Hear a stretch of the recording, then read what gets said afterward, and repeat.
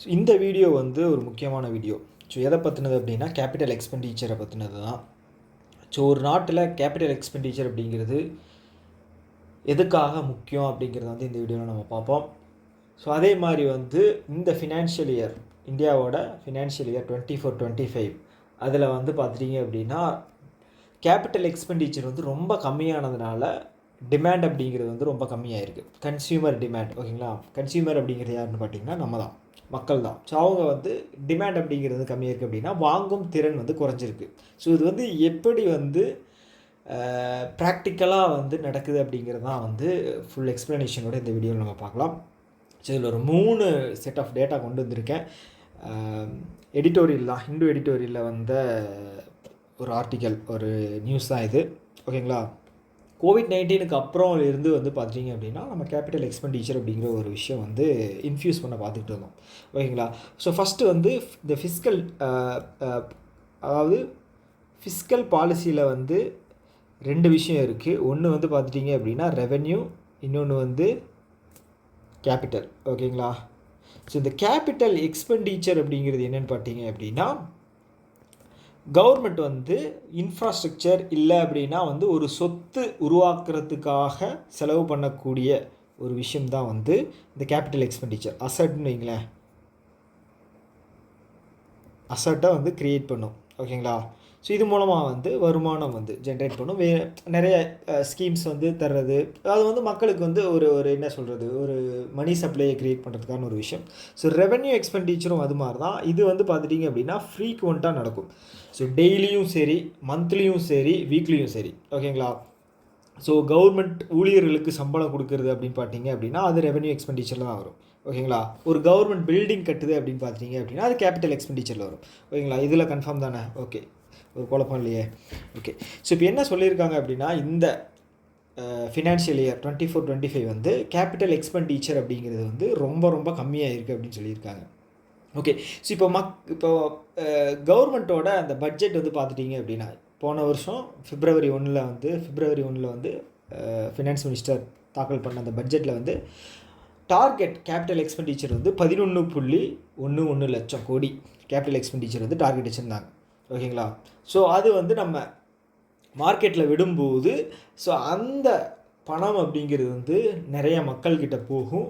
அது மூலமாக வந்து அவங்க வாங்குகிற பொருள் அப்படிங்கிறது அதிகமாகும். பொருள் அதிகமாச்சு அப்படின்னா உற்பத்தி அதிகமாகும். உற்பத்தி அதிகமாச்சு அப்படின்னா இன்வெஸ்ட்மெண்ட் அதிகமாகும். இன்வெஸ்ட்மெண்ட் அதிகமாச்சு அப்படின்னா வேலைவாய்ப்பு அதிகமாகும், ஓகேங்களா. வேலைவாய்ப்பு அதிகமாச்சு அப்படின்னா அந்த வேலைவாய்ப்பு மூலமாக சம்பளம் தான் வந்து எம்ப்ளாயீஸுக்கும் தருவாங்க. ஸோ அந்த எம்ப்ளாயீஸ் வாங்குகிற சம்பளத்தை வச்சுக்கிட்டு மறுபடியும் வந்து அவங்க மார்க்கெட்டில் பொருட்களை வாங்குவாங்க, ஓகேங்களா.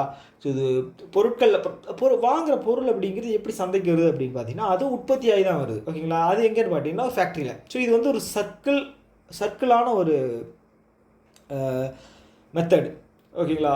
ஸோ இப்போ வந்து கவர்மெண்ட்டோட வேலை என்ன அப்படின்னா மார்க்கெட்டில் பணத்தை வந்து ரிலீஸ் பண்ணணும், ஓகேங்களா. அது வந்து சும்மா ரிலீஸ் பண்ணக்கூடாது, ஓகே. இந்த ஃப்ரீ பீஸ் அப்படின்னு சொல்லுவாங்க இல்லைங்களா. மக்கள் கையில் எந்த ஒரு வேலையும் செய்யாமல் பணத்தை கொண்டு போய் கையில் கொடுத்து அவங்கள செலவு பண்ண வைக்கிறது ஒரு கேட்டகரி. ஸோ ஒரு ப்ராடக்டை உருவாக்கி அந்த ப்ராடக்டை கவர்மெண்ட் வாங்கி அந்த ப்ராடக்ட்டுக்கான காசையும் அந்த உழைப்புக்கான ஊதியத்தையும் வந்து தர்றது இன்னொரு கேட்டகரி, ஓகேங்களா. ஸோ ஃபஸ்ட்டு கேட்டகரியே நீங்கள் சும்மா மட்டும் தர்றீங்க, எந்த வேலையும் செய்யாமல் எதுவுமே செய்யாமல் சும்மா தர்றீங்க. அங்கே வந்து மேன் பவர் அப்படிங்கிறது வந்து எதுவுமே யூஸ் ஆகலை, உழைப்பு அப்படிங்கிறது எதுவுமே இல்லை. இந்த செகண்ட் கேட்டகரியில் பார்த்துட்டிங்க அப்படின்னா ஒரு உழைப்பு மூலமாக வந்து ஒரு பொருளை வந்து உற்பத்தி ஆகுது. ஸோ ஃபார் எக்ஸாம்பிள் வந்து ஒரு மரத்தை வந்து ஒரு நாட்காலியாக மாற்றுறாங்கன்னு வச்சுக்கோங்களேன். ஸோ அதில் உழைப்பு வந்து போட்டு நாட்காலியாக மாற்றுறாரு, ஓகேங்களா. ஸோ அந்த நாட்காலியை வந்து கவர்மெண்ட் வாங்கிட்டு ஒரு 1000 ரூபா தருதுன்னு வைங்களேன். ஸோ இது நீ வந்து செலவு பண்ணிக்க, மார்க்கெட்டில் நீ செலவு பண்ணிக்க அப்படின்னு சொல்லி அந்த ஊழியருக்கு தருது, இல்லைனா அந்த மக்களுக்கு தர்றாங்கன்னு வச்சுங்களேன். 1000 ரூபா கவர்மெண்ட் அந்த நாட்காலியை வாங்குச்சு. ஸோ அந்த நாட்காலியை வந்து அது வந்து ஏற்றுமதி பண்ணும், இல்லை அப்படின்னா வந்து வேறு உள்ளே வந்து பார்த்துட்டிங்க அப்படின்னா சேல் பண்ணும், ஒரு கடையில் வந்து வச்சு அது சேல் பண்ணும், ஓகேங்களா.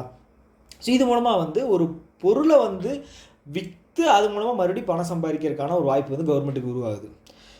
அந்த ஃபஸ்ட்டு சொன்ன கேட்டகரியில் வந்து பார்த்தீங்க அப்படின்னா எதுவுமே உற்பத்தி பண்ணாமல் சும்மா கையில் பணத்தை கொடுத்துட்டு நீ வந்து செலவு மட்டும் பண்ணு அப்படின்னு வச்சுங்களேன். ஸோ அது வந்து ஒரு நல்ல ஒரு விஷயமே கிடையாது. மேனுஃபேக்சரிங் அப்படிங்கிற ஒரு விஷயமே வந்து அங்கே நடக்கலை. அது வந்து நல்ல ஒரு விஷயமே கிடையாது. ஸோ இதுதான். ஸோ இங்கே வந்து இந்த பிக்சரை நீங்கள் பார்த்தீங்க அப்படின்னாலே வந்து உங்களுக்கு கிளியராக தெரியும். ஓகேங்களா? இங்கே வந்து நான் இது போட்டிருக்கேன். ஓகேங்களா? இப்போ ரோடு ப்ராஜெக்ட் அப்படிங்கிற ஒரு விஷயத்தை வந்து கவர்மெண்ட் வந்து இனிஷியேட்டிவ் எடுக்குதுன்னு வைங்களேன், ரோட் ப்ராஜெக்ட். ஸோ இந்த ரோட் ப்ராஜெக்டில் வந்து மக்கள் வந்து வேலை செய்வாங்க. அவங்க தான் வந்து எம்ப்ளாயீஸ். ஓகேங்களா? அவங்க வேலை செஞ்சு ஒரு ரோடு வந்து உருவாக்குறாங்க. ஸோ இந்த ரோடு மூலமாக வந்து பார்த்துட்டிங்க அப்படின்னா டிரான்ஸ்போர்ட்டேஷன் நடக்கும். டோல் ஒன்று வைப்பாங்க, அதுக்கு வந்து பணத்தை வந்து வசூல் பண்ணுவாங்க, ப்ளஸ் வந்து பெட்ரோல் போடணும் வண்டிக்கு. அது மூலமாக வந்து ஒரு ப்ராசஸ் நடக்கும். பெட்ரோல் பங்கு அப்படிங்கிற ஒரு விஷயம் ஒன்று இருக்கு இல்லையா, அங்கே வந்து பெட்ரோல் போடுறதுனால அங்கே வந்து அந்த ப்ராசஸ் அப்படிங்கிறது நடந்துகிட்டே இருக்கும். பெட்ரோல் வந்து தீந்தா அவங்க ஃபில் பண்ணுவாங்க. அதுக்காக வந்து என்ன சொல்கிறது, அந்த பெட்ரோல் இண்டஸ்ட்ரி அப்படிங்கிறது வந்து ஒரு விஷயம் வந்து நடந்துக்கிட்டே இருக்குது. அங்கே ஊழியர்கள் இருப்பாங்க நிறையா. ஸோ அதெல்லாம் ஓகேங்களா. ஸோ அதை தாண்டி வந்து இந்த டிரான்ஸ்போர்ட்டேஷனில் வந்து லேபர் இருப்பாங்க. ஓகேங்களா. ஸோ அவங்க இல்லை இதை தாண்டி வந்து பார்த்துட்டிங்க அப்படின்னா லாஜிஸ்டிக் செக்டார்ஸ். ஓகேங்களா. ஒரு இடத்துலேருந்து இன்னொரு இடத்துக்கு வந்து ஒரு பொருளை வந்து எடுத்துகிட்டு போகிற வேலை. ஓகேங்களா. நல்ல ரோடு இருந்துச்சு அப்படின்னா 1 மணி நேரத்தில் போக வேண்டிய ஒரு பொருள் ஒரு இடத்துலேருந்து இன்னொரு இடத்துக்கு 20 நிமிஷத்தில் போகுது அப்படின்னு வச்சுக்கோங்களேன். நீங்கள் அது எஃபிஷியன்சி அதிகம் பண்ணி நீங்கள் 3 மடங்காக அதை உயர்த்துறீங்க. ஓகேங்களா. 60 நிமிஷத்தில் நான் வந்து 3 மடங்கு நான் அதிக தூரம் போயிடுவேன் அப்படின்னு சொல்லி. ஸோ நம்ம வந்து அதை வந்து எஃபிஷியன்சியை வந்து அதிகப்படுத்துகிறோம். ஓகேங்களா. இது இந்த சைடு. ஸோ இந்த ரோடு போட்டு ஒரு அசட்டை வந்து க்ரியேட் பண்ணிடுறோம். அந்த அசட் மூலமாக வந்து கவர்மெண்ட்டுக்கு வந்து வருமானம் அப்படிங்கிறது க்ரியேட் ஆகுது. ஸோ அதை தாண்டி வந்து இந்த எம்ப்ளாயிக்கு வந்து சேல்ரி அப்படிங்கிறது ஒன்று தருவாங்க இல்லையா. இந்த சேல்ரி அப்படிங்கிற ஒரு விஷயத்தை வந்து தருவாங்க. ஓகேங்களா. ஸோ அந்த எம்ப்ளாயி சேலரியை வந்து என்ன பண்ணுவார் அப்படின்னு பார்த்தீங்க அப்படின்னா அவர் வந்து செலவு பண்ணுவார். ஸோ அவருக்கு தேவையான பொருட்களை எல்லாம் செலவு பண்ணிவிட்டு மிச்சம் பேலன்ஸ் இருக்கிறத வந்து பார்த்தீங்க அப்படின்னா பேங்க்கில் வந்து சேவிங்ஸாக போடுவார். கரெக்டாக சேவிங்ஸாக வந்து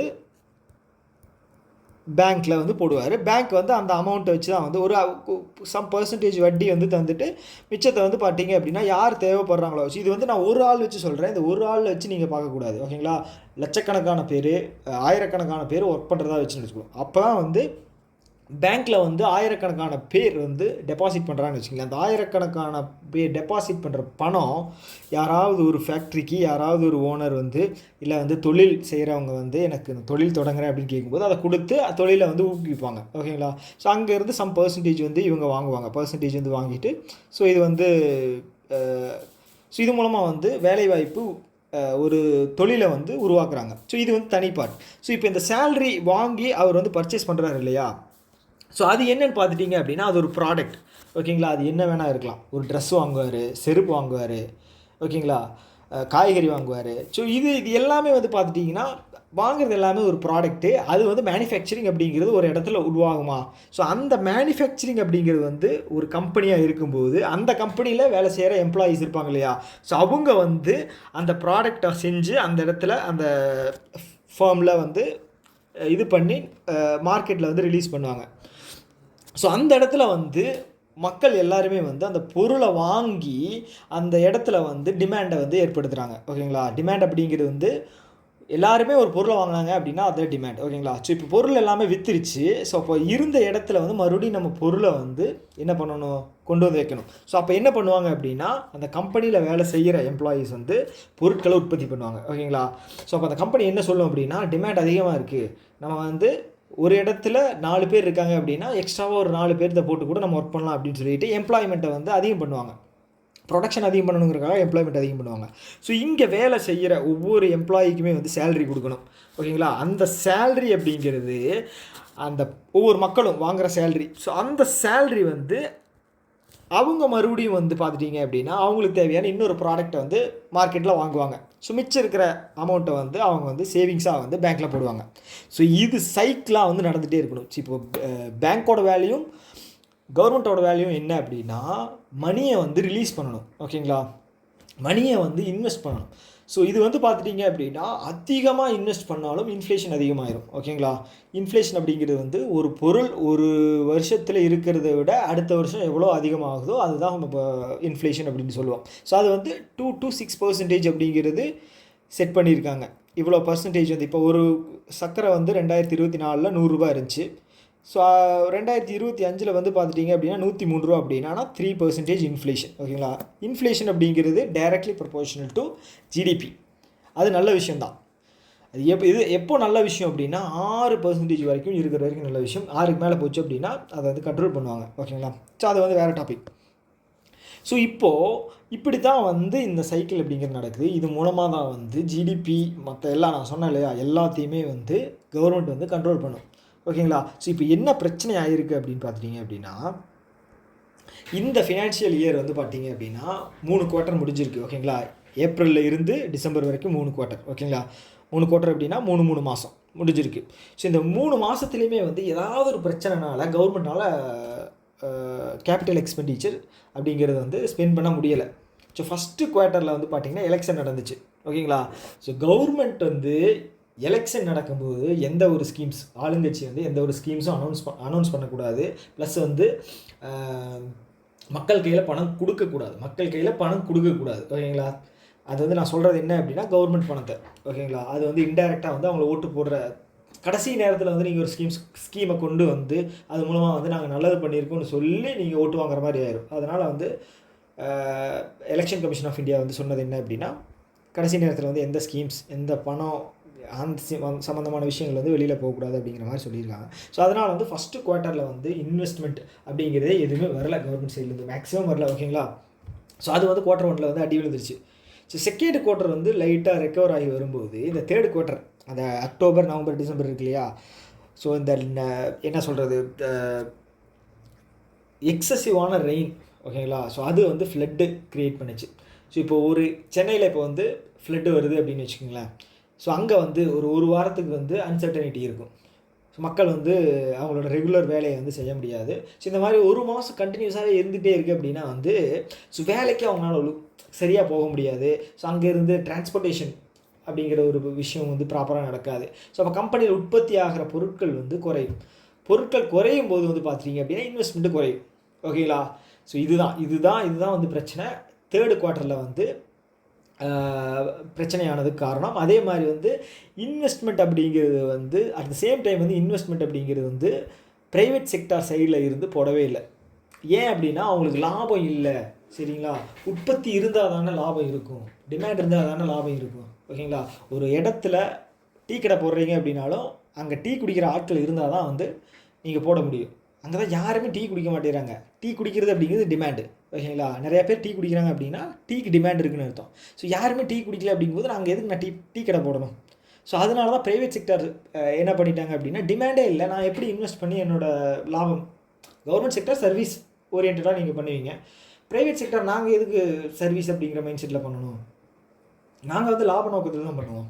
ஸோ அதனால் வந்து அவங்க எதுவும் இன்வெஸ்ட் பண்ணலை. ஸோ செகண்ட் குவார்ட்டரோட ரிசல்ட் வந்து நெகட்டிவாக போனதுனால ஃபஸ்ட்டு செகண்டு தேர்ட்லேயும் வந்து பெருசாக வந்து ப்ரைவேட் செக்டார் இன்வெஸ்ட் பண்ணலை. ஆனால் கவர்மெண்ட் செக்டார் வந்து செகண்ட் தேர்டில் வந்து இன்வெஸ்ட் பண்ணியிருக்காங்க நிறையா.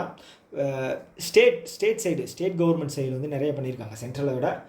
ஸோ என்ன தான் இருந்தாலுமே வந்து ப்ரைவேட் செக்டாரும் கேபிட்டல் எக்ஸ்பெண்டிச்சர் இன்வெஸ்ட் பண்ணும்போது தான் வந்து இதோட ஒட்டுமொத்தமான வளர்ச்சி அப்படிங்கிறது, ஒட்டுமொத்தமான டிமாண்ட் அப்படிங்கிறது க்ரியேட் ஆகும். ஸோ இப்போது கம்மிங் February 1 வந்து பட்ஜெட் அப்படிங்கிறது ரிலீஸ் பண்ணுவாங்க. ஓகேங்களா? நெக்ஸ்ட் இயருக்கான பட்ஜெட் வந்து ரிலீஸ் பண்ணுவாங்க.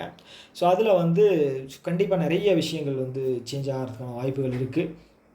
ஸோ அது வந்து மக்கள் கையில் டைரெக்டாக பணத்தை கொண்டு போய் எப்படி சேர்க்க முடியும் அப்படிங்கிற ஒரு நலத்திட்டங்கள் வந்து நிறைய விஷயங்கள் கொண்டு வருவாங்க. ஸோ அதை தாண்டி வந்து பார்த்துட்டிங்க அப்படின்னா மக்கள் கையில் பணம் போகிறதுக்கான இன்னொரு விஷயம் நான் சொன்னேன் இல்லைங்களா, பேங்க்கு. ஸோ பேங்க்லேயும் வந்து பார்த்துட்டிங்க அப்படின்னா ரெப்போ ரேட் அதிகம் வச்சதுனால வந்து பேங்க் வந்து ஆர்பிஐ கிட்ட வாங்குகிற அந்த திறன் வந்து கம்மியாக இருக்குது. ஓகேங்களா? பணம் வந்து ஸோ பெருசாக வந்து நம்ம வாங்கும்போது இன்ட்ரெஸ்ட் அதிகமாக இருந்துச்சு அப்படின்னா வாங்க மாட்டாங்களா ரெப்போ ரேட்டில். ஸோ அதான கான்செப்ட்டு. ஸோ அதனால் வந்து இந்த குவார்ட்டரில் வந்து டிமாண்டு இல்லாததுனால மணி சப்ளை அவங்கக்கிட்ட, அதாவது பேங்க்குக்கிட்ட இல்லாததுனால அவங்க என்ன சொல்லியிருக்காங்க அப்படின்னா, எங்களுக்கு ஒரு 92,000 கோடி எங்களுக்கு வேணும் அப்படிங்கிற மாதிரி கேட்டிருக்காங்க. So variable repo rate. ஓகேங்களா? ஸோ இது என்ன அப்படின்னா, ரிசர்வ் பேங்க் ஆஃப் இந்தியா வந்து ஏலத்தின் மூலமாக வந்து ரெப்போ ரேட்டை விட கொஞ்சம் ஸ்லைட்லி எக்ஸ்ட்ராவாக வந்து ஒரு இன்ட்ரெஸ்ட் ரேட்டை வச்சு அவங்க ஏலம் விடுவாங்க. ஸோ உங்களுக்கு எவ்வளோ 20,000 கோடி வேணுமா, 20,000 கோடி அவர் வந்து யூனியன் பேங்க் ஆஃப் இந்தியா 6.6% கேட்குறாரு, உங்களுக்கு என்ன 6.65% வாங்கிக்கிறீங்களா, வாங்கிக்கிங்க. ஸோ அப்படிங்கிற மாதிரி. ஸோ 2 லட்சம் கோடி அப்படிங்கிறது வந்து கேபிட்டல். 2 லட்சம் கோடி அப்படிங்கிறது கேபிட்டல் தான், ஓகேங்களா. ஸோ அதை வந்து பேங்க் மூலமா வந்து மக்கள்கிட்ட வந்து அது இன்ஃப்யூஸ் பண்ணுவாங்க. மக்கள் அப்படின்னா இதுக்குள்ளே வந்து கம்பெனியும் வரும், ஓகேங்களா. ஸோ அதுக்கான ஒரு வேலை அப்படிங்கிறது வந்து 27ஆம் தேதி நடக்க போகுது, ஓகேங்களா. அதே மாதிரி வந்து பார்த்தீங்கன்னா ஜனவரி ஸ்டார்டிங்கில் பிப்ரவரி ஸ்டார்டிங்கில் வந்து மானிட்டரி பாலிசி கமிட்டி அப்படிங்கிறது நடக்கும். அதில் வந்து ஏதாவது ஒரு இன்ட்ரெஸ்ட் ரேட்டை வந்து கட் பண்ணுவாங்க, ஓகேங்களா. அது வந்து எய்தர் சிஆர்ஆராக இருக்கலாம், இல்லை அப்படின்னா ரெப்போ ரேட்டாக இருக்கலாம். ரெப்போ ரேட்டு 6.5 இருக்குது, 6.25 6% கொண்டு வரலாம், இல்லைன்னா சிஆர்ஆர் வந்து 3.5% கொண்டு வரலாம். ஸோ இப்படி பண்ணுறது மூலமாக வந்து கிட்டத்தட்ட 1 லட்சம் கோடி அப்படிங்கிற ஒரு இலக்கு வந்து கண்டிப்பாக கொண்டு மார்க்கெட்டில் வந்து இன்ஃப்யூஸ் பண்ணலாம். 1 லட்சம் கோடி ப்ளஸ் இன்ஃப்யூஸ் பண்ணலாம். ஸோ அது மூலமாக வந்து எக்ஸ்பெண்டிச்சர் அதிகமாச்சு அப்படின்னா சொன்னேன் இல்லைங்களா, மணி ஃப்ளோ அதிகமாச்சு அப்படின்னா இன்வெஸ்ட்மெண்ட் அதிகமாச்சு அப்படின்னா டிமாண்டு அந்த இடத்துல இருக்கும். டிமாண்டு இருக்குது அப்படின்னா வந்து பார்த்துட்டிங்கன்னா அதாவது பாரோவிங், லோன் வாங்கும் திறன் வந்து அதிகமாக இருக்கும். லோன் வாங்குற திறன் அதிகமாக இருந்துச்சு அப்படின்னா கம்பெனிஸில் வேலைவாய்ப்பு அதிகமாகும், ஓகேங்களா. ஸோ இது ஒரு சைக்ளிக் ப்ராசஸ் தான். ஸோ இது வந்து ரொம்ப முக்கியமான ஒரு பாயிண்ட்டு. ஸோ லாஸ்ட்டாக நான் வந்து ஒரே ஒரு விஷயத்தை மட்டும் சொல்லி நான் இந்த வீடியோ முடிச்சிடறேன். ஸோ இது ஆல்ரெடி 16 நிமிஷம் போயிடுச்சு. ஸோ இப்போது நம்ம வந்து சதர்ன் ஸ்டேட்ஸ் வந்து ஏன் வந்து வளர்ச்சியில் வந்து இவ்வளோ முன்னோடியாக இருக்காங்க அப்படிங்கிற காரணம் என்ன அப்படின்னு பார்த்தீங்க அப்படின்னா, ஏதாவது ஒரு ஸ்கீம் வந்து மக்களுக்கு ஒரு ப்ரொடக்டிவாக வந்து ஒரு ஸ்கீம்ஸ் வந்து அனௌன்ஸ் பண்ணி மக்கள் கையில் வந்து ஏதாவது ஒரு ஜெனரேட் பண்ணிகிட்டே இருப்பாங்க, ஓகேங்களா. எய்தர் வந்து ஒரு ப்ராடக்டை வந்து ரிலீஸ் பண்ணுறது, இல்லைன்னா வந்து ஏதாவது ஒரு ஸ்கீம்ஸ் மூலம் இது பண்ணிகிட்டே இருப்பாங்க, மக்களுடைய செலவழிக்கிற திறனை வந்து கொடுத்துட்டே இருப்பாங்க. ஸோ இப்போ வந்து ஒரு ரிப்போர்ட் வந்து நான் எடுத்திருக்கேன். இது வந்து அஃபேர்ஸ் கிளவுட் அப்படிங்கிற ஒரு வெப்சைட்டில் இதெல்லாம் எடுத்திருக்கேன். ஸோ இது என்ன அப்படின்னா, ஒவ்வொரு ஸ்டேட்டோடைய மந்த்லி பர் கேபிட்டா எக்ஸ்பெண்டிச்சர், அதாவது வந்து ஒரு மாதத்தில் அவங்க வந்து எவ்வளவு செலவு பண்ணுறாங்க ஆவரேஜாக, ஸோ அதுதான் வந்து பர் கேபிட்டா எக்ஸ்பெண்டிச்சர், ஓகேங்களா. ஸோ இதில் வந்து பார்த்துட்டிங்க அப்படின்னா அர்பன் சைடில், ஸோ நகர்ப்புறங்களில் வந்து முதல் இடத்துல இருக்கிறது யாருன்னு பார்த்தீங்கன்னா தெலுங்கானா, செகண்டு தமிழ்நாடு, தேர்டு கர்நாடகா, ஓகேங்களா. இதெல்லாமே 3மே வந்து சதர்ன் ஸ்டேட்ஸ். இப்போ நீங்கள் வந்து மக்கள் வந்து பார்த்துட்டிங்க அப்படின்னா எவ்வளவு செலவு பண்ணுறாங்க அப்படிங்கிறத பாருங்கள். ஸோ அந்த செலவு பண்ணுறத வச்சு தான் வந்து வளர்ச்சியும் இருக்கும். ஸோ அதே மாதிரி ரூரல் ஏரியாக்களில் வந்து பார்த்தீங்க அப்படின்னா கேரளா ஃபஸ்ட்டில் இருக்குது, second Punjab, third Tamil Nadu. So Tamil Nadu வந்து பார்த்தீங்கன்னா டாப் 3ல் 2லேயுமே இருக்குது, ஓகேங்களா. அர்பனில் செகண்டும், ரூரலில் வந்து தேர்டில் இருக்குது. ஸோ இது வந்து ரொம்ப ரொம்ப முக்கியமான ஒரு டேட்டா. ஸோ அதனால தான் இந்த டேட்டாவை நான் கொண்டு வந்திருக்கேன். ஸோ இன்கேஸ் நாடு மொத்தமும் வந்து ஒரு முழுமையான வளர்ச்சி அடையணும் அப்படின்னா இதே எஃபெக்டை தான் வந்து நார்த் சைட்லேயுமே வந்து கொடுக்கணும், ஓகேங்களா. ஸோ ஒரு சைடில் இருக்கிற மக்கள் மட்டுமே லோன் வாங்கி அவங்க மட்டுமே வந்து பிஸ்னஸ் பண்ணி பெரிய ஆள் ஆகிறத தாண்டி இந்த ஏழை மக்கள் இருக்காங்க இல்லையா, ஸோ அவங்களோட வளர்ச்சி monthly per capita expenditure income அப்படிங்கிறது வந்து அதிகப்படுத்தணும். ஸோ இன்னொரு விஷயம் வந்து நான் சொல்லிடுறேன். இந்தியா வந்து பார்த்துட்டிங்க அப்படின்னா ஜிடிபியில் வந்து 5th பிளேஸ் இருக்கு இல்லையா. ஆனால் வந்து ஹியூமன் டெவலப்மெண்ட் இண்டெக்ஸில் வந்து பார்த்தீங்க அப்படின்னா 130 அப்படின்னு நினைக்கிறேன், 130 ப்ளஸ்ன்னு நினைக்கிறேன். ஸோ இந்த லெவலில் இருக்கும். இது என்னன்னு பார்த்தீங்கன்னா ஹியூமன் டெவலப்மெண்ட் அப்படிங்கிறது பெர் கேபிட்டா இன்கம், ஒரு மனிதருடைய வருட வருமானம், ஓகேங்களா. ஸோ அதில் வந்து பார்த்துட்டிங்க அப்படின்னா நம்ம வந்து தன்னிறைவு அப்படிங்கிறது அடையலை.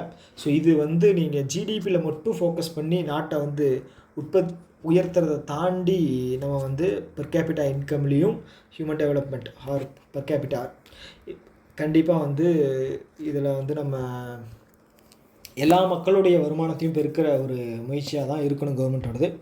ஸோ இதோட நான் இந்த வீடியோ வந்து முடிச்சுக்கிறேன். ஸோ இதில் பற்றின ஏதாவது டவுட்ஸ் ஏதாவது இருக்குது அப்படின்னா கமெண்ட் பாக்ஸில் வந்து எழுதுங்க. ஸோ இது ஒரு ஹெல்த்தியான டிஸ்கஷனாக வந்து இருக்கணும் அப்படின்னு நான் விரும்புகிறேன். So okay. ஸோ மேலும் ஏதாவது உங்களுக்கான டாபிக்ஸ் ஏதாவது தெரியணும் அப்படின்னா கீழே வந்து கமெண்ட்டில் சொல்லுங்கள். நம்ம அடுத்த வீடியோவில் டிஸ்கஸ் பண்ணுவோம். டாட்டா, பை.